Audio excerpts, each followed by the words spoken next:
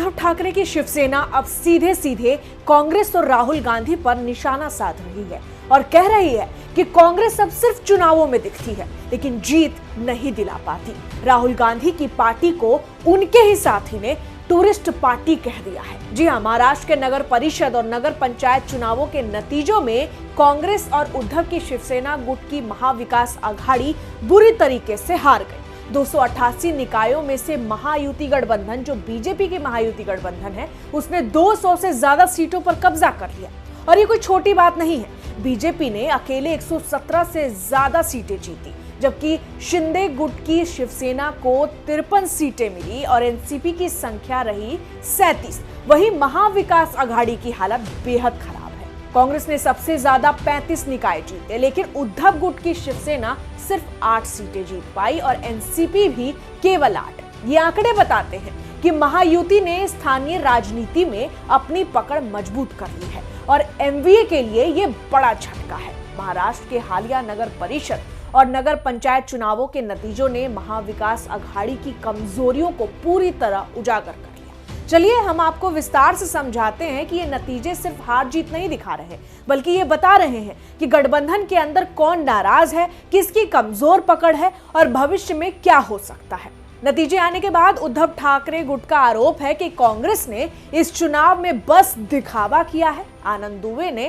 कांग्रेस को सीधे tourist party कहा और कहना था कि कांग्रेस हर चुनाव में पोस्टर बैनर लगाती है, बड़े नेताओं के चेहरे दिखाती है, लेकिन जमीन पर कोई काम नहीं करती। बीएमसी जैसे अहम चुनावों में 30 साल से विपक्ष में बैठे रहना इसका सबसे बड़ा उदाहरण है। यही नहीं, दुबे ने राहुल गांधी पर भी आरोप लगाए और निशाना साधते हुए कहा कि कांग्रेस सिर्फ बड़े नेताओं पर निर्भर है, ग्राउंड पर बिल्कुल नहीं। असल में ये नाराजगी अचानक नहीं आई है।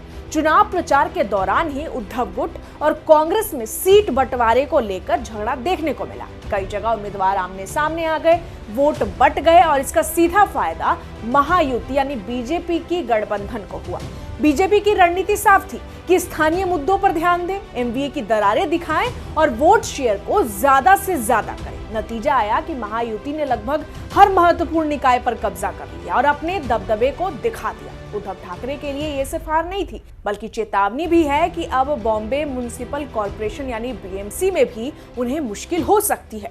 अब नजरें टिक गई है 15 जनवरी के बीएमसी और 28 अन्य नगर निगम चुनावों पर। बीएमसी वही किला है जिसे शिवसेना ने 30 साल तक संभाला।